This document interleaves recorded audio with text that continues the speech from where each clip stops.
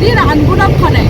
وبعد كده لما القناه اتأممت بقى وبقى المسؤول عنها مصريين دلوقتي، بقى اللي ساكن في البيوت، يعني الفيلات دي ستيل في ناس ساكنه فيها، بس اللي ساكنين فيها حاليا هما الهيئات الكبيره في قناه السويس، الموظفين الكبار المديرين يعني. معمول بقى جوه شويه في عماير للموظفين الاقل شويه. تمام.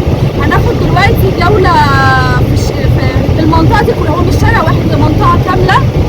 فالشارع ده هتلاقوا فيه فيلات، وده هتلاقوا فيه فيلات، ده هتلاقوا فيها. السلام عليكم ورحمة الله وبركاته. ازيكم يا احلى شباب، عاملين ايه؟ احنا النهاردة في احدى فيديوهات اللي في سلسلة بورسعيد. النهاردة هنزور حاجتين: الملاحات اللي هي جبال الملح، وهتشتري احلى ملح من هناك، والبيوت الفرنسية. البيوت الفرنسية زي ما انتوا سمعتوا في اول الفيديو، طنط نهال قالت ان هو كان عايش فيها الناس العالية اللي عملوا قناة السويس. تمام. هنا بقى هتاخد صور جامدة جدا، فيلات على اعلى مستوى، الشجر، كل حاجة هناك جميلة جدا.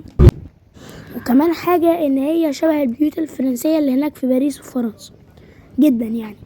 هتاخد بقى احلى صور هناك.